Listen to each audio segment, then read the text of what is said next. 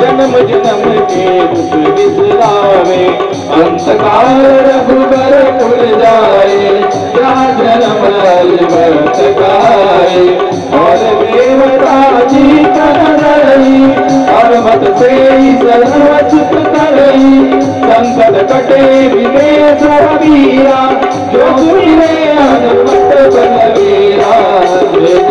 हनुमान गोसाई, कृपा करो गुरु जीव के नाई। जो हरिभक्तपरायण दिगंबर पवार यांनी करायचं आहे।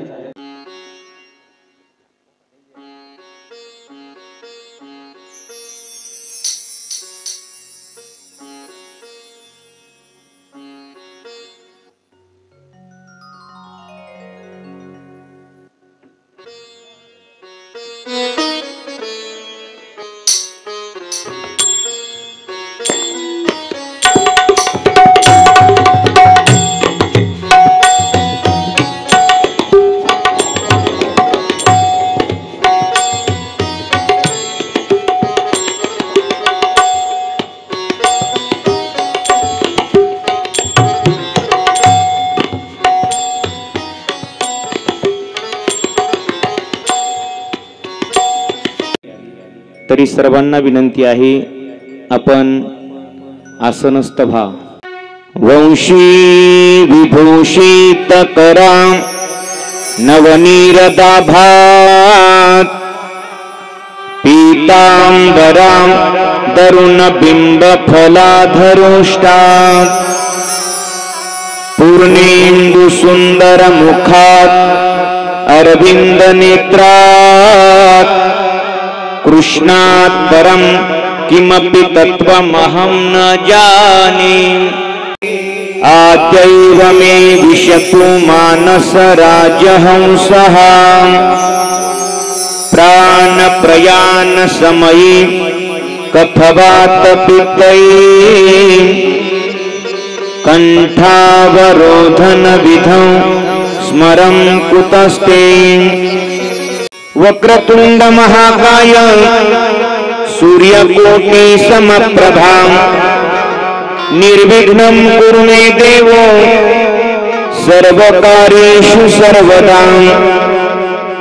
मनोजवं मारुततुल्यवेगं, जितेन्द्रियं बुद्धिमतां वरिष्ठं, वातात्मजं वानरयूथमुख्यं, श्रीरामदूतं शरणं प्रपद्ये।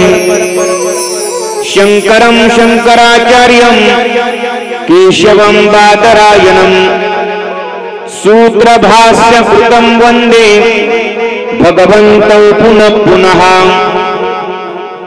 ॐ मृत्युंजयाय रुद्राय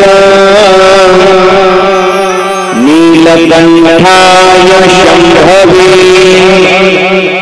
अमृतेशाय शर्वाय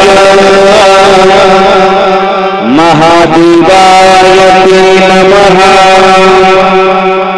सर्वमंगलमांगल्ये शिवे सर्वार्थसाधिके, शरण्ये त्र्यंबके गौरी नारायणी नमोस्तुते। ओम जयंती मंगला काली भद्रकाली कपालिनी, दुर्गा क्षमा शिवा धात्री, स्वाहा स्वधा नमोस्तुते। तपोज्ञान वैराग्य भक्ति स्वरूपं, सदा अलंकृतं साधु संन्यासयोगं। मुखे यस्य वेदांत शास्त्रार्थनीतिं, नमो नारायण गिरिं ब्रह्मस्वरूपं। जयाची यदि जन्म नामाचा झाला, जयानी वास सदा नामात केला। गणेशाय नमः। श्री सरस्वती नमः। श्री गुरुभ्यो नमः। राम हनुमान सीताराम हनुमान सीताराम हनुमान सीताराम हनुमान सीताराम हनुमान सीताराम हनुमान सीताराम हनुमान सीताराम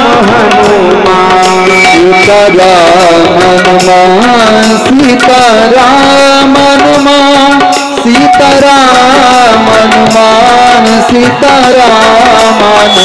हनुमान सीताराम हनुमान सीताराम हनुमान सीताराम हनुमान सीताराम हनुमान सीताराम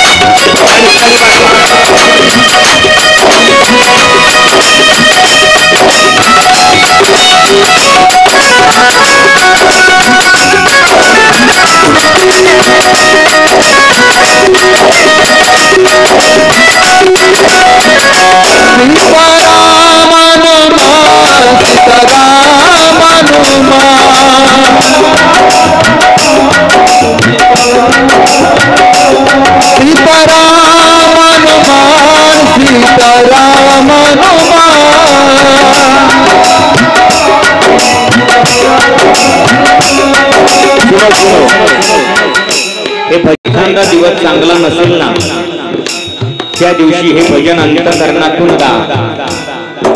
तो अशुभ असलेला दिवस सुद्धा शुभ होण्याची ताकद या भजनात ऐकण्यात तुला. सीताराम हनुमान सीताराम हनुमान सीताराम हनुमान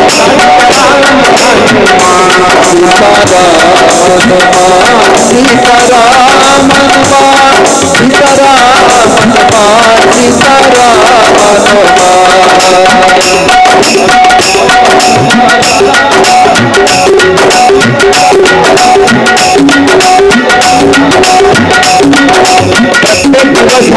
नसतो, प्रत्येक दिवस आपला नसतो. कधी कधी अनुकूल दिवस असतात, कधी कधी आपल्यासाठी प्रतिकूल दिवस असतात.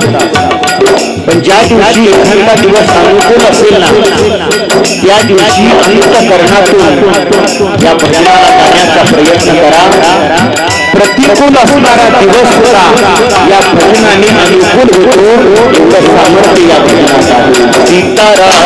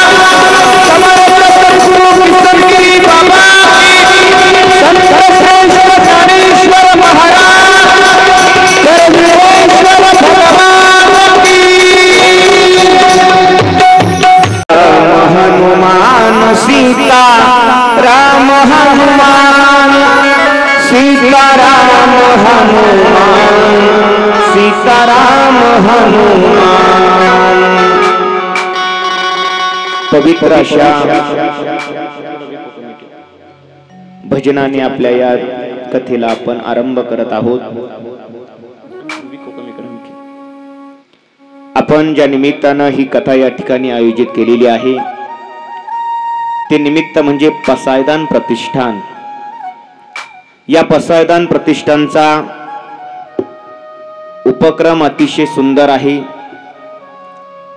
आपल्या गावामध्ये तसं पाहिलं तर प्रतिष्ठान मंडळ नेवाशामध्ये भरपूर आहेत. श्रीराम राज्य उत्सव कमिटी आहे, त्यांचेही अनेक कार्यक्रम दरवर्षी अगदी भव्य दिव्य साजरे होत असतात.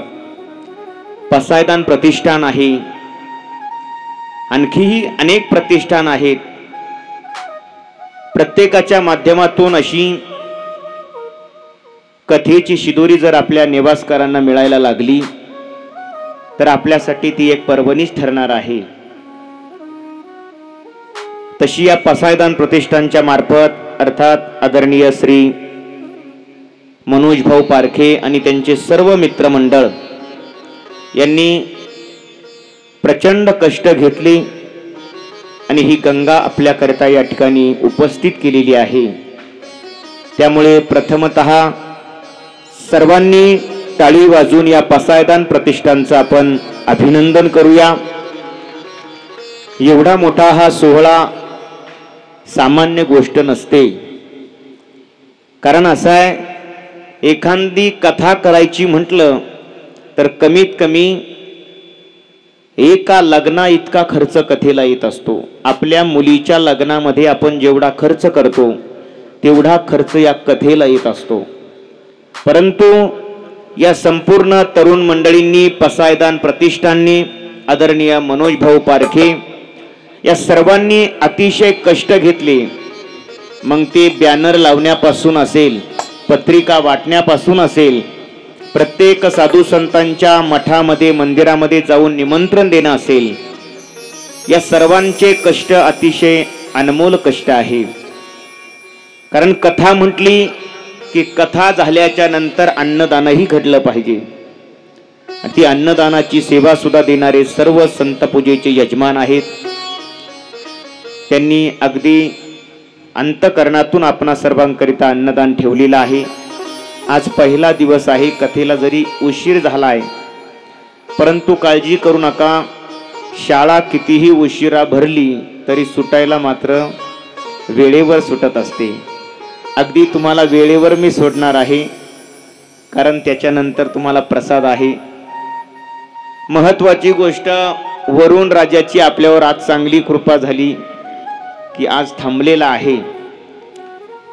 या कथेकरिता संत ज्ञानेश्वर महाराज संस्थानचे सर्व विश्वस्त महाराज मंडळी, त्यामध्ये आदरणीय गुरुवर्य वेदांताचार्य देवीदासजी महाराज म्हस्के शास्त्रीजींचं सुद्धा सुंदर मार्गदर्शन या पसायदान प्रतिष्ठानला मिळालं, सहकार्य मिळालं. संपूर्ण ट्रस्टी आहे, त्यामध्ये आमचे आदरणीय ज्ञानेश्वर माऊली शिंदे या ठिकाणी उपस्थित आहेत. ते स्वागतालाच थांबले होते माऊली, त्याबद्दल तुमचे खूप खूप आभार. कारण संस्थांचा कोणीतरी व्यक्ती विश्वस्त आलेल्या महाराजांचं स्वागत करण्याकरता असला पाहिजे, आणि त्याच न्यायानं माऊलींनी आपलं मोठं मन केलं आणि या साधकाला या ठिकाणी स्वागतासाठी थांबले. त्यांनाही धन्यवाद. या ठिकाणी शूटिंगची व्यवस्था सुद्धा करण्यात आलेली आहे. आमचे आदरणीय सोमनाथ भाऊ वाखोरे तेही आवर्जून शूटिंगसाठी उपस्थित आहेत, त्यांनाही धन्यवाद. तुमचं नाव काय? मनोज भाऊ, आपले शूटिंगवाले दुसरे दादा नाव? आदरणीय निलेश भाऊ गेंडे या ठिकाणी उपस्थित आहेत. शेंडे, बरोबर, शब्दाचा बदल झाला आहे का नाही. आमचे निलेश भाऊ शेंडे या ठिकाणी उपस्थित आहेत, तुम्हालाही कोटी कोटी धन्यवाद. माईक सिस्टीम आपल्या गावातलीच आहे, सप्तशृंगी माईक सिस्टीम. आदरणीय रामभाऊ गव्हाणे, गोड सिस्टीम तुम्ही लावताय, तुम्हालाही धन्यवाद. आणि गावातल्या माईक सिस्टीमवाल्याला आपणच मोठं नाही करायचं, मग कुणी करायचं, म्हणून आवर्जून मी मनोज भाऊंना म्हटलो आपल्या गावातलेच राहू द्या.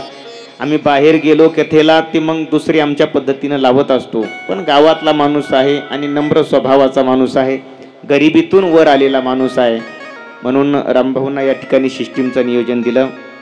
या कथेकरता आवर्जून उपस्थित असणारी आमचे वारकरी गुणवान व्यक्तिमत्व, त्यामध्ये प्रमुखतः मुख्य गायक म्हणून जे आहेत, यूट्यूबला ज्यांचे अनेक फॉलोअर्स आहेत आणि गोड आवाज ज्यांचा आहे, आदरणीय संगीत विशारद गणेश महाराज गोंडे या ठिकाणी उपस्थित आहेत, त्यांनाही धन्यवाद.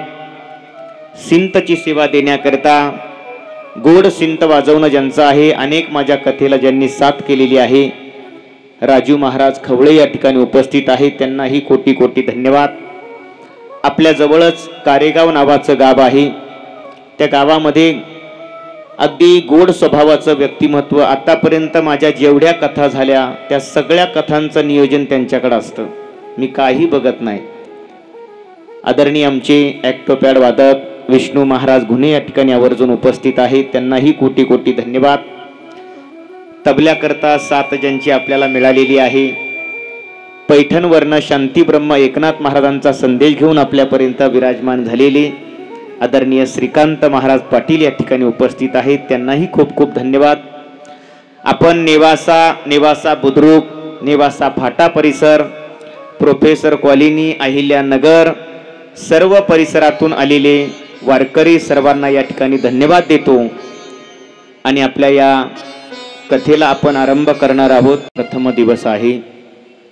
आपण जी कथा बघणार आहोत ती हनुमान कथा. ही हनुमान कथा अगस्ती महाराजांनी प्रभू रामचंद्रांच्या राज्याभिषेकाच्या वेळेला वर्णन करून सांगितलेली आहे. हीच हनुमान कथा भगवान शंकरजींनी पार्वती मातेला वर्णन करून सांगितलेली आहे. अशी पवित्र कथा आपल्या या विश्वमाऊली ज्ञानोबारायांच्या दरबारामध्ये आपण पसायदान प्रतिष्ठानच्या मार्फत या ठिकाणी ऐकणार आहोत. या कथेचा जर विचार केला तर या कथेमध्ये देव राहतो, या कथेमध्ये देवाचं नाम राहतं आणि या कथेमध्ये भक्त राहतात. देव, भक्त आणि देवाचं नाम जिथं असतं त्यालाच खऱ्या अर्थाने त्रिवेणी संगम असं म्हटलं जातं. आपल्याला सर्वांना तुकोबारायांचे ज्ञानोबारायांचे प्रमाणही ज्ञात आहे. कथा त्रिवेणी संगम, देव भक्त आणि नाम, तेथीचे उत्तम चरणरज वंदिता. या कथेच्या माध्यमातून आपल्याला अनेक अनेक साधू संतांच्या भेटी होणार आहेत. या कथेच्या माध्यमातून आपल्याला अनेक अनेक भगवत भक्तांच्या भेटी होणार आहेत. अशी पवित्र कथा आहे. शास्त्रकार तर सांगतात की बाबा, जीवाला जाळून तुम्ही योगाच्या मार्गाने निघाला असाल तर नका जाऊ तिकडं, या कथेमध्ये या. ज्ञानाच्या मार्गाने जर तुम्ही निघाला असाल तर नका जाऊ तिकडे, या कथेमध्ये या. कारण या कथेमध्ये काय आहे माहिती आहे? या कथेमध्ये वैराग्याच्या गोष्टी सांगितल्या जातात, प्रेमाच्या गोष्टी सांगितल्या जातात. ही कथा अज्ञानी माणसाला ज्ञानाकडे घेऊन जाते. ही कथा जीवाला समाधान प्राप्त करून देते. जीवाची व्यथा दूर करण्याचं साधन जर काय असेल तर ही कथा आहे. आणि या कथेच्या माध्यमातून आपण भगवंताचं चरित्रही आहे. कारण असं आहे, हनुमान कथा सांगायची म्हटली की रामकथा पूर्ण अंशानं बाजूला करता येत नाही. कारण रामकथा जर बाजूला केली तर हनुमान कथा होऊ शकत नाही. आणि हनुमान कथा सांगायची म्हटली की त्याच्यामध्ये रामकथा आवर्जून सांगावीच लागते. परंतु आपण अगदी ज्याला ताकापुरतं रामायण म्हणतो ना, तसं आपण प्रसंग घेणार आहोत. आणि एखादा प्रसंग जर महत्वाचा असेल तर आपण तो त्याच्यातून बोध घेण्यासारखा असेल तर तो आपण विशदही करून सांगणार आहे. ही जी कथा आहे ना दादा, या कथेतलं सुख एक आगळं वेगळं आहे. कथेतलं सुख हे प्रत्येक क्षणाला वाढत वाढत जाणार आहे. आणि प्रपंचातलं सुख हे प्रत्येक क्षणाला घटत घटत जाणार आहे. नारद महाराज भक्तिसूत्रामध्ये वर्णन करताना म्हणतात, प्रतिक्षणम वर्धमानम.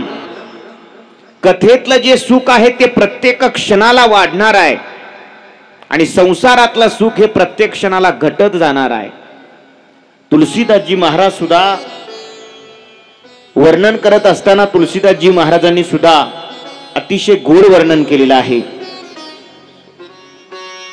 तुलसी ऐसे संसार को किव नहीं त्यजत निशंक.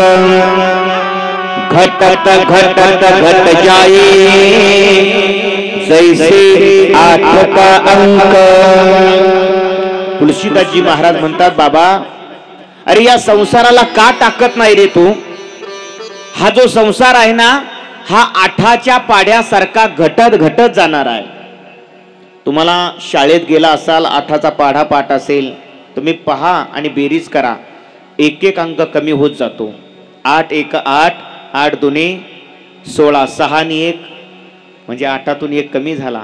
8 3 24 म्हणजे 4 आणि 2 परत 1 अंक कमी झाला. आठाचा पाढा असा आहे की प्रत्येक क्षणाला 1 1 अंकानं कमी होत जातो. म्हणून हा जो संसार आहे ना, तो आठाच्या पाढ्यासारखा आहे. याच्यातलं सुख कमी कमी होत जातं. पण तुलसीदासजी महाराज वर्णन करताना सांगतात की बाबा, तुलसी ऐसे राम को क्यों नहीं भजत निशंक. अरे आदि मध्य अंत में जैसे 9 का अंक. आता 9चा पाढा सांगितला तुलसीदासजी महाराजांनी. 8चा पाढा हा घटत घटत जातो, पण 9चा पाढा असा आहे, तो 9चा पाढा शेवटपर्यंत सारखाच राहतो. 9 1 9, 9 2 18, 8 आणि 1 9 झाले. 9 3 27, 7 आणि 2 9 झाले. 9 4 36, 3 आणि 6 9 झाले. 9च्या पाढ्यासारखा हा परमार्थ आहे, ही कथा आहे. म्हणून या कथेमध्ये आपण जर आलात तर या कथेच्या माध्यमातून आपल्याला जे सुख मिळणार आहे ते प्रत्येक क्षणाला वाढत वाढत जाणारं सुख आहे. आणि ही कथा म्हणजे सामान्य नाही. या कथेच्या माध्यमातून आपल्याला एक गंगा प्राप्त झालेली आहे. तसं जर पाहिलं तर भगवान शंकरजींनी 2 गंगा प्रवाहित केलेल्या आहेत. एक गंगा जगाचं पाप ताप घालवण्यासाठी प्रवाहित केली, ती आपल्या जटेतून प्रवाहित केली. आणि दुसरी कथारूपी गंगा ही आपल्या मुखातून प्रवाहित केली. जटेतून बाहेर आलेली जी गंगा आहे ती आपला पाप ताप घालवते. गंगा फक्त पाप घालवते, कल्पतरू फक्त दैन्य घालवतो, चंद्र फक्त ताप घालवतो. पण या तीनही गोष्टीला एकाच वेळेला घालण्याचं सामर्थ्य ज्याच्यामध्ये आहे त्याचं नाव आहे कथा. म्हणून या कथारूपी गंगेकडे आपण आलं पाहिजे. आणि ही गंगा अशी आहे, जटेतून बाहेर आलेल्या गंगेकडे आपल्याला जावं लागतं, तिथं स्नान करावं लागतं आणि मग आपलं पाप ताप दैन्य जातं. पण ही कथारूपी गंगा अशी आहे की ती स्वतःहून आपल्या दारात येत असते. जशी आज विश्व माऊली ज्ञानोबारांच्या दरबारामध्ये ही गंगा आली, स्वतःहून आली. मग आपलं काम काय? त्या गंगेमध्ये न्हावून निघायचं. ही कथा ऐकण्याकरिता आपल्या अंतकरणात गोडी पाहिजे. आपल्या अंतकरणामध्ये गोडी नसेल तर ही कथा ऐकूनही काही उपयोग होणार नाही. संत तर असं वर्णन करतात की बाबा, तुमचं अंतकरण जर द्वेषानं भरलेलं असेल, तुमचं अंतकरण जर ईर्षेनं भरलेलं असेल तर तो कथा ऐकण्याचा अधिकारी नाहीये. आपल्या अंतकरणामध्ये फक्त आणि फक्त भगवान परमात्म्याची कथा ऐकण्याची इच्छा असली पाहिजे. हो, इच्छा असली पाहिजे. आणि ती इच्छा असेल तर त्यालाच परमार्थ म्हणतात ना. परमार्थ परमार्थ म्हणजे नेमकं काय?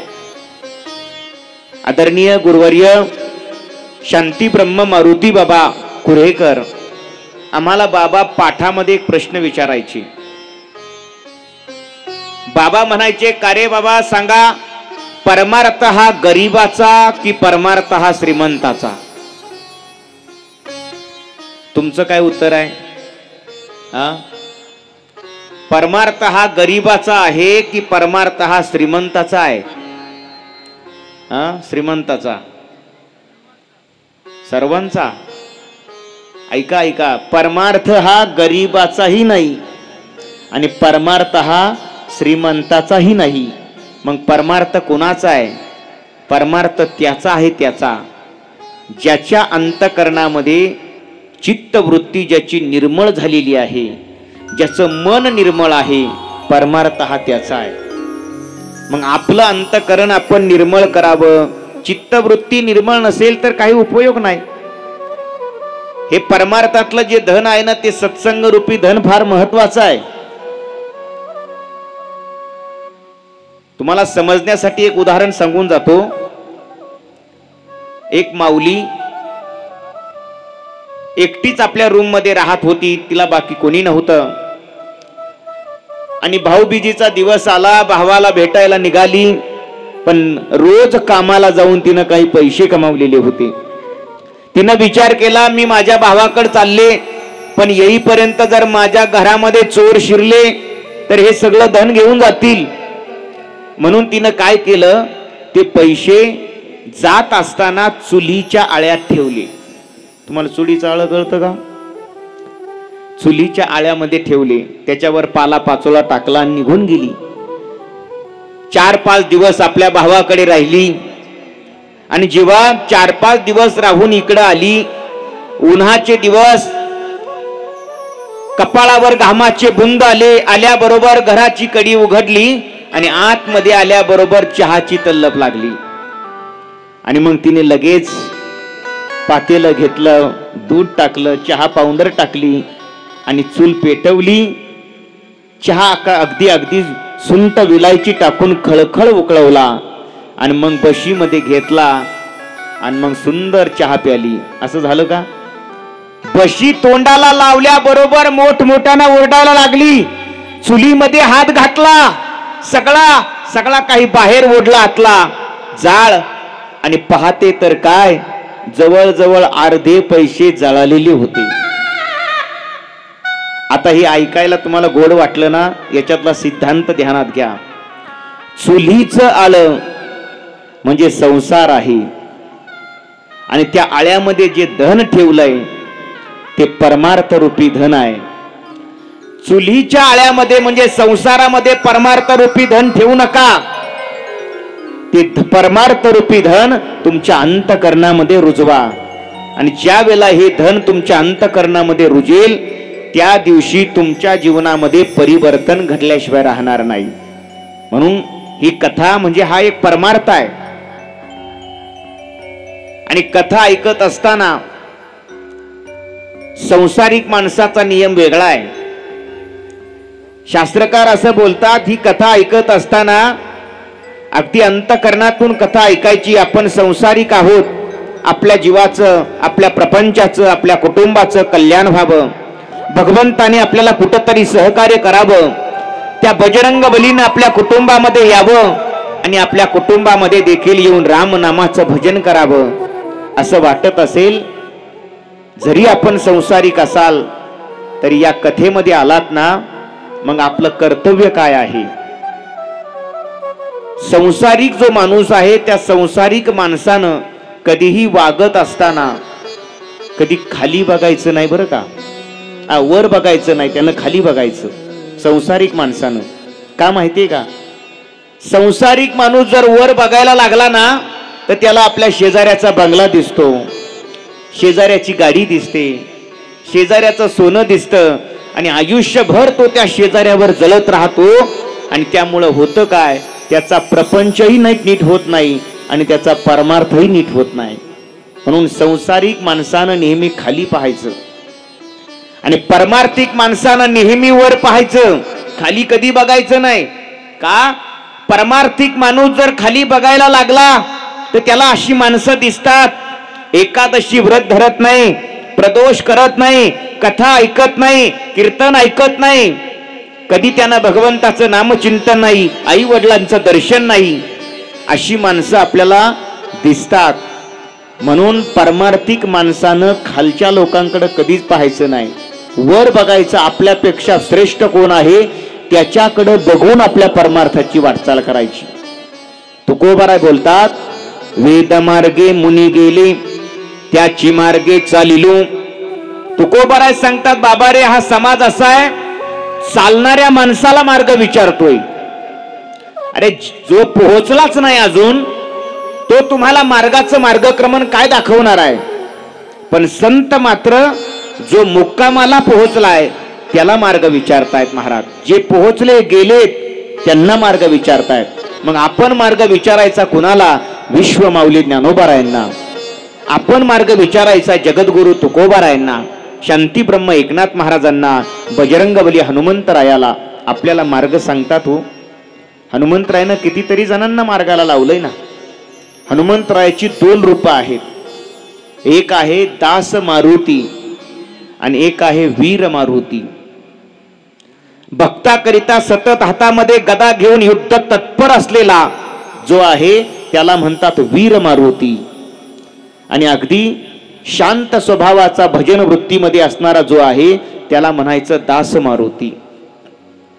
सत्ययुगातली एक घटना तुम्हाला सांगून जातो.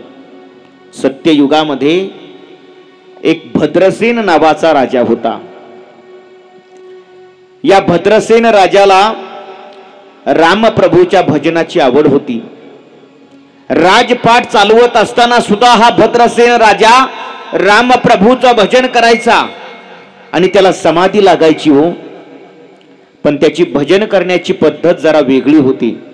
या भद्रसेन राजानं स्वतःच्या शरीरातली एक शीर बाहेर काढली आणि त्या शिरीपासून एक तंतुवाद्य निर्माण केलं.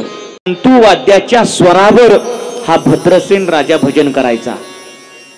स्वतःच्या शरीराची शीर काढून तंतुवाद्य बनवणं एवढं सोपं वाटतं तुम्हाला? या भद्रसेनानं ते केलं आणि तो आपल्या नगरीमध्ये त्यानं एक कुंड स्थापन केलं होतं. त्याला नावही दिलं भद्रकुंड. आणि त्या कुंडामध्ये स्नान करायचा आणि भगवंताच्या भजनाला लागायचा, भगवंताचं अंतःकरणातून भजन करायचा. एक दिवसाची घटना, हा भद्रसेन भगवंताचं भजन करत असताना आकाश मार्गाने बजरंगबली हनुमंतराय निघालेले होते आणि बजरंगबलीला राम नामाचं ध्वनी ऐकायला येऊ लागला. बजरंग बलीनं पाहिलं, कोण आवाज देतय? माझ्या प्रभूचं नामचिंतन करतय. बजरंग बली खाली आले आणि हनुमंतरायनं पाहिलं तर एक भद्रसेन नावाचा राजा राम प्रभूचं भजन करत होता. महाराज, बजरंग बली हनुमंतराय तिथं आले आणि त्या भद्रसेनाच्या समोर त्या भजनामध्ये तल्लीन झाले. हनुमंतरायाला सुद्धा समाधी लागली हो. हनुमंतराय तिथं असे निद्रा अवस्थेत समाधीत निघून गेले. आणि ज्या वेळेला या भद्रसेनाची समाधी मोडली, त्यानं समोर पाहिलं तर बजरंग बली हनुमंतराय आपल्या समोर आहेत. त्या भद्रसेनानं हनुमंतरायाला वंदन केलं. हे हनुमंतराय, माझी साधना सफल झाली. तुम्ही चक्क आज माझ्या भजनामध्ये येऊन बसलाय. माझ्या आनंदाला पारावार राहिला नाही. मी भाग्यवान आहे की आज प्रभू रामचंद्रांचे भक्त माझ्या समोर आहेत. हनुमंतरायाची ज्या वेळेला समाधी उठली, त्यावेळेला हनुमंतरायानं विचारलं, भद्रसेन, अरे तुझी ही रामनामाची ताकद, तुझं रामनामाचं चिंतन मी ऐकलं आणि मी सगळं विसरलो रे. मी त्या राम भजनामध्ये तल्लीन होऊन समाधिस्थ झालो. राम प्रभूची तुझी ही भक्ती पाहून तुझ्यावर मी प्रसन्न आहे. बोल, तुला काय पाहिजे? त्या भद्रसेनाला सांगितलं, कोणतेही 3 वर मला माग, आज मी तुझ्यावर उदार आहे द्यायला. त्या भद्रसेनानं 3 वर देवाला म्हणजे बजरंग बलीला मागून घेतले. पहिला वर मागितला होता बजरंग बलीला की माझी अशी इच्छा आहे, मी निर्माण केलेलं जे भद्रकुंड आहे, या भद्रकुंडामध्ये जर एखाद्या कुमारिकेनं स्नान केलं तर त्या कुमारिकेला तिला इच्छित असणारा पती प्राप्त व्हावा, हा मला आशीर्वाद द्या. त्याला तो आशीर्वाद देण्यात आला. दुसरं वरदान त्यानं मागितलं की आजपासून जसं तुम्ही आज या माझ्या नामचिंतनामध्ये निद्रिस्त झाला, तल्लीन झाला, तसं आजपासून या ठिकाणीच तुम्ही राहा आणि आलेल्या भक्तांना उदंड आशीर्वाद द्या. हा दुसरा वर मागितला. आणि तिसरा वर मागितला, इथून पुढे जो जो भक्त इथं तुमच्या दर्शनाला येईल त्या सर्व भक्तांची संकट तुम्ही दूर करा, निवारण करा, एवढाच आम्हाला आशीर्वाद द्या. बजरंग बली हनुमंतरायानं भद्रसेनाला आशीर्वाद दिले की भद्रसेना, तू मागितलेले वर पूर्ण होतील. तुझ्यासाठी मी अखंड याच भद्रकुंडाच्या जवळ राहील. आलेल्या भक्तांना त्यांची आले असलेली संकट दूर करेल. या कुंडामध्ये जी कुमारिका स्नान करेल तिला इच्छित पती मिळेल. आणि घडलंय तसंच हो. जेव्हा या भद्रसेनाची मुलगी उपवर झाली भद्रावती, आणि हिला ग्रह बाधा असल्यामुळे तिचा विवाह जमत नव्हता, तिनं त्या भद्रकुंडामध्ये स्नान केलं. आणि भद्रकुंडामध्ये स्नान केल्याचा प्रताप सामर्थ्य असं झालं, त्या भद्रावतीला तिच्या मनाप्रमाणे इच्छित वर प्राप्त झाला. ते भद्रकुंड आणि त्याच्या जवळ बजरंग बली हनुमंतराया तसेच निद्रिस्त अवस्थेमध्ये राहिले. भद्रसेन राजानं तिथं बजरंग बलीचं सुंदर देवालय उभारलं आणि रोज नित्यानं तिथं भक्ती करू लागला. पण नंतर तो भद्रसेन राजा मोक्षधामाला प्राप्त झाला आणि काल ओघामध्ये ते मंदिर पडलं. परत काही भक्तांनी एकत्र येऊन ते मंदिर बांधलं. अनेक भक्त त्या मंदिरामध्ये बजरंग बलीच्या दर्शनाला यायला लागले. भगवान बजरंग बली आजही तिथं निद्रिस्त अवस्थेमध्ये आहेत. त्या तीर्थक्षेत्राचं नाव आहे भद्रा मारुती. आपण भद्रा मारुतीच्या दर्शनाला जातो ना, ही भद्रा मारुतीची सुंदर कथा. आजही भक्तावर आलेली सगळी संकट दूर करण्याचं काम बजरंग बली करतायत महाराज. भगवान शंकरजीच बजरंग बलीच्या रूपामध्ये आलेले आहेत. का आले असतील हो? याची अनेक कारणं आहेत. पहिलं कारण तुम्हाला सांगून जातो, आपल्याला सर्वांना ते कारण माहिती आहे. इंद्राच्या दरबारामध्ये पुंजिकस्थला नावाची एक अप्सरा नृत्य करत होती आणि नृत्य करत असताना तिचा पाय दुर्वास महाराजांच्या अंगावर पडला. एका साधूच्या अंगाला पाय लागलाय, आपण दर्शन घ्यावं, क्षमा मागावी, पण हिनं दुर्वासा महाराजांची क्षमाही मागितली नाही, दुर्वासा महाराजांचं दर्शनही घेतलं नाही. दुर्वाजी रागावले आणि रागावून दुर्वाजीने त्या पुंजिक असलेला शाप दिला. का ग एवढी मदमस्त झाली, नुसती उड्या मारते वानरासारखी, माझ्या पायावर पाय दिला तरी तुला पश्चाताप वाटत नाही, वानरासारखी उड्या मारते ना, माझा शाप आहे तुला, पुढच्या जन्मात तू एक वानरी होशील, वानरी. दुर्वासा महाराजांनी शाप दिला. त्या पुंजिक असलेला आपण केलेल्या चुकीची जाणीव झाली आणि त्या पुंजिक असलेने दुर्वासा महाराजांना क्षमा मागितली. महाराज मला क्षमा करा, माझ्याकडनं चूक घडली, पण मला शाप द्या. त्यावेळेला दुर्वासा महाराजांनी त्या पुंजिक असलेला उशाप दिला. जरी तू वानरी झालीस तरी तुला मी उशाप देतो, तू तुझ्या इच्छेप्रमाणे रूप बदलू शकशील. हा पहिला वर. आणि दुसरा उशाप असा आहे की तुझ्या पोटी साक्षात भगवान शंकरजी अवताराला येतील आणि या जगाचं संकट दूर करण्याचं काम करतील. म्हणून तीच पुंजिक असताना पुढच्या जन्मामध्ये गौतम ऋषींची मुलगी अंजना झाली आणि त्या अंजनेचा विवाह वानरराज केसरी बरोबर झाला. वानरराज केसरींनी सुद्धा प्रचंड मोठी साधना केली होती. भगवान शिवशंकराचा 12 लाख जप त्यावेळेला वानरराज केसरींनी केला.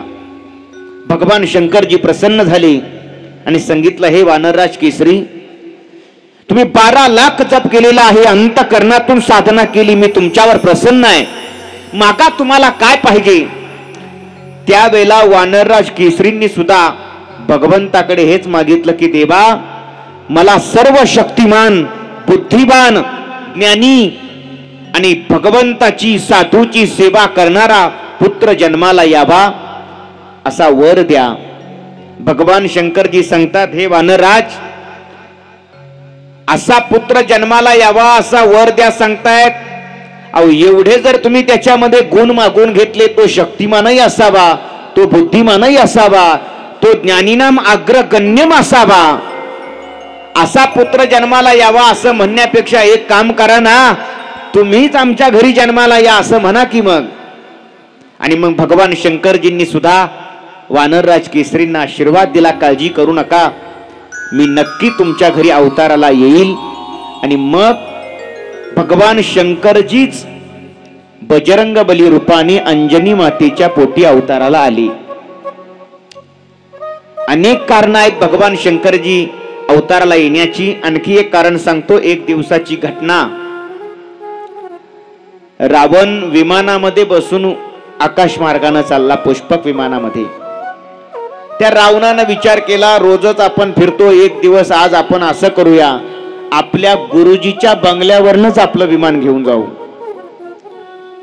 आता शिष्याचं काम गुरुच्या चरणाजवळ बसायचं असतं, पण माऊली काही शिष्य असतात की गुरुच्या डोक्यावर बसतात, हे का नाही, त्यातला हा एक म्हणावा लागेल. यानं विचार केला, रोजच आपण जातो, पण आज भगवान शंकरच्या बंगल्यावरनं आपलं विमान घेऊन जाऊ. विमान नेत असताना त्याला भगवान शंकरजी दिसलेच नाही. त्यानं पाहिलं तर त्याला एका ठिकाणी नंदी महाराज झोपलेले दिसले. त्यानं विमान खाली आणलं, नंदी महाराजांच्या जवळ आला.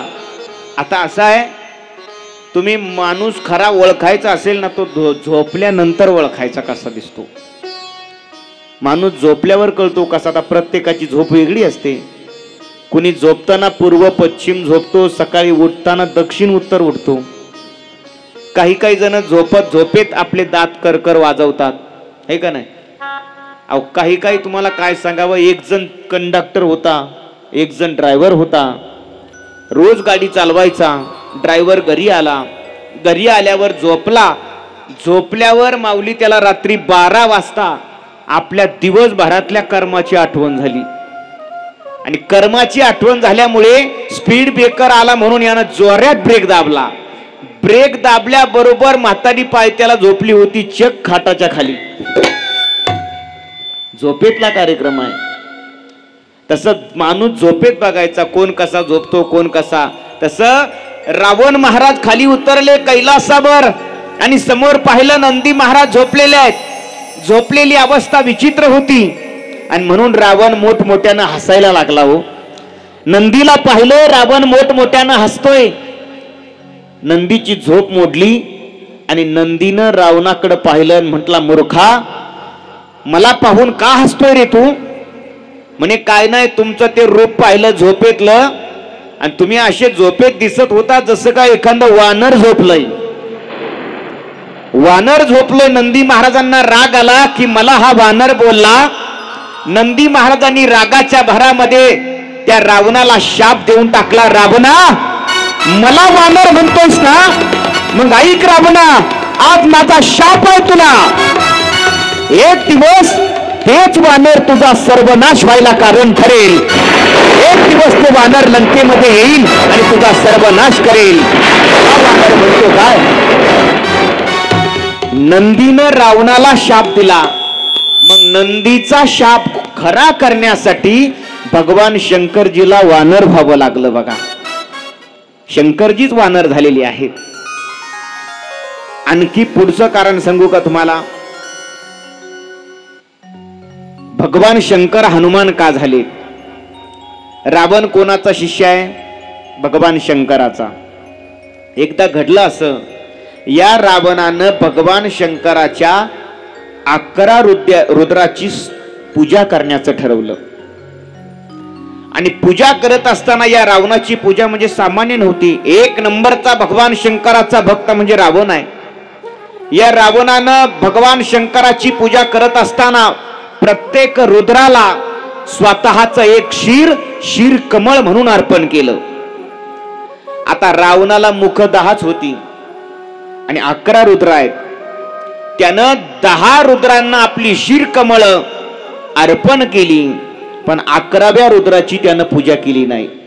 म्हणून तो 11वा रुद्र रावणावर कोपला. आणि जेव्हा पार्वती माता भगवान शंकरजीला विचारते, स्वामी, आता राम प्रभू अवतार घेणार आहेत, आता तुम्ही काय होणार? भगवान शंकरजी सांगतात, पार्वती, मी वानर होणार आहे. वानर बनून काय करणार? मी रावणाला मारण्यासाठी देवाला सहकार्य करणार. पार्वती म्हणते, स्वामी, रावण तुमचा शिष्य आहे आणि शिष्याला तुम्ही माराल का? जर तुम्ही शिष्यालाच मारायला निघाले तर समाज काय म्हणेल? भगवान शंकरजी सांगतात, पार्वती, त्याचं कारण असं आहे, या रावणाने माझ्या 10 रुद्रांना प्रसन्न करून घेतलंय, पण माझा 11वा जो रुद्र आहे त्या 11व्या रुद्राची त्यानं पूजा केली नाही आणि तो 11वा रुद्र त्याच्यावर कोपलाय. तोच 11वा रुद्र माझा वानराच्या रूपात हनुमान होणार आहे आणि रावणाला मारण्यासाठी प्रभू रामचंद्रांना सहकार्य करणार आहे. भगवान शंकरजी हनुमान का झाले? कारण रावणानं 11व्या रुद्राची पूजा केली नव्हती, म्हणून भगवान शंकरजी हनुमान झालेत. आणखी कारण आहे का? प्रत्येकाची एक जीवनामध्ये इच्छा असते. बघा, एखाद्या माऊलीला तुम्ही विचारला काय पाहिजे, ती म्हणते काय नाही, 2-3 चिल्ले पिल्ले असावे, राहायला घरदार असावं, गाडी असावी, बँक बॅलन्स, शेतीवाडी असावी, याच्यापेक्षा काय कुणाची इच्छा असते? तसं पार्वतीची सुद्धा इच्छा अशी झाली की सगळ्या लोकांची घर आहेत, आपल्याला घर नाही. इंद्राचं घर आहे अमरपुरी, देवाचं वैकुंठात घर आहे, ब्रह्मदेवाचं सत्यलोकात घर आहे, आपल्याला घरच नाही. म्हणून भगवान शंकरजीकडे जाऊन आग्रह करू लागली, आपल्याला घर बांधा म्हणे. पहिलं काही असू द्या, पुढं पोरं लग्नाला यायला लागली, म्हटले लोक पोरगी देतील का आपल्याला? आधी बंगला बांधा. भगवान शंकरजी म्हणतात, पार्वती, अगं आपल्याला कशाला पाहिजे घर? नाही, आपल्याला घर घ्यायचंय, कुठंतरी घर बांधा. पार्वतीच्या आग्रहास्तव श्रीहट्टामुळे भगवान शंकरजीने विश्वकर्म्याला बोलावून घेतलं. आपल्या निवाशात सुद्धा विश्वकर्मा मंदिर आहे, तिथंही रोज मला वाटतं पौर्णिमेला एकादशीला अन्नदान असतं. तिथं विश्वकर्म्याला बोलावून घेतलं, कुबेराची मदत घेतली. विश्वकर्म्यानं भगवान शंकरजीला जागा दिली आणि कुबेराच्या मदतीने भगवान शंकरजीने एक सुंदर महल बनवला. आता असं आहे, घर बांधून झालं की त्याची पूजा बी करावी लागते. मग आता पार्वती माता म्हणते, महादेव आपल्या बंगल्याची पण आपल्याला पूजा करावी लागणार. मग बघा आपल्या परिसरात एखादा चांगला विद्वान ब्राह्मण आणि घ्या वास्तुशांती करून. भगवान शंकरजी म्हणतात, पार्वती परिसरामध्ये तर विद्वान वास्तूचा तज्ञ ब्राह्मण नाहीये, पण एक ब्राह्मण माझ्या परिचयाचा आहे म्हटले, नवे नवे तो माझा शिष्यच आहे म्हटले. त्याला बघतो म्हणे विचारून. त्या ब्राह्मणाचं नाव होतं दशानन, ज्याला रावण म्हणतो आपण. आणि मग रावणाला निरोप पाठवला, हे दशानन, आमच्या वास्तूची वास्तुपूजा करण्यासाठी तुम्ही यावं अशी आमची इच्छा आहे. तिकडनं रावणाने सुद्धा निरोप पाठवला, महादेव तुम्ही मला आज ज्या वास्तूची पूजा करण्याकरिता बोलावताय, नेमकं बोलावताय तुम्ही कोणत्या नात्यानं बोलावताय? तुम्ही मला एक ब्राह्मण म्हणून बोलावताय की आज तुम्ही मला एक तुमचा शिष्य म्हणून बोलावताय? भगवान शंकरजी सांगतात, दशानन आज मी तुला माझा शिष्य म्हणून नाही, तर आज तुला मी एक वेदशास्त्र संपन्न ब्राह्मण म्हणून बोलावतोय. आणि ब्राह्मणाच्याच वेशामध्ये ये आणि माझ्या वास्तूची पूजा कर. आता रावणही हुशारच होता. तो म्हटला, महादेव निघालोय मी तुमच्याकडे पूजा करण्याकरिता, पण ध्यानात ठेवा ब्राह्मणाला गुरुदक्षिणा द्यावी लागते. गुरुदक्षिणा तयार ठेवा, येतोय हा दशानन तुमच्याकडे. लगेच रावणानं महाराज पंचांग घातलं, त्रिपुंड लावला, गळ्यामध्ये जानवं, गळ्यामध्ये रुद्राक्षाची माला, आणि अगदी ब्राह्मण देवा बंगल्याची पूजा करण्याकरता हजर झाले. हो काय पूजा केली रावणानं, वेदशास्त्र संपन्न ब्राह्मण होता. अतिशय सुंदर पूजा झाली. आणि पूजा झाल्याच्या नंतर महादेव म्हणतात, हे दशानन मागा, तुम्हाला काय गुरुदक्षिणा पाहिजे?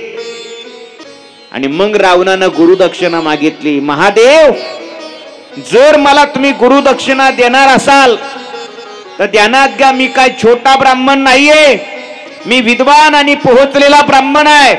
मला गुरुदक्षिणा तशी द्यावी लागेल. मग माझी अशी इच्छा आहे, तुम्हाला जर गुरुदक्षिणा द्यायची असेल तर दुसरी तिसरी गुरुदक्षिणा न देता मी ज्या वास्तूची पूजा केली ना, तुमची ती वास्तूच मला देऊन टाका. म्हणजे हे असं झालं, लग्न लावलं ब्राह्मणाने, दक्षिणा द्यायच्या वेळेला म्हटलं मला नवरीच देऊन टाका, आहे का नाही? म्हणजे पूजा केली ज्या वास्तूची, गुरुदक्षिणा म्हणून तीच वास्तू मागून घेतली. पण भगवान शंकरची सुद्धा भोळ दैवत आहे ना हो. लगेच सांगितलं, ठीक आहे ती वास्तू तुझ्या नावे. त्या वास्तूचं नाव ठेवलं होतं लंका. सुवर्णमय लंका होती महाराज. हे भगवान शंकरजीने आपल्या बायकोसाठी बांधलेली आहे. पण या रावणानं ती दक्षिणा म्हणून मागून घेतली, महादेवानं ती देऊन टाकली. पण पार्वती मातेला काय ते चांगलं वाटलं नाही.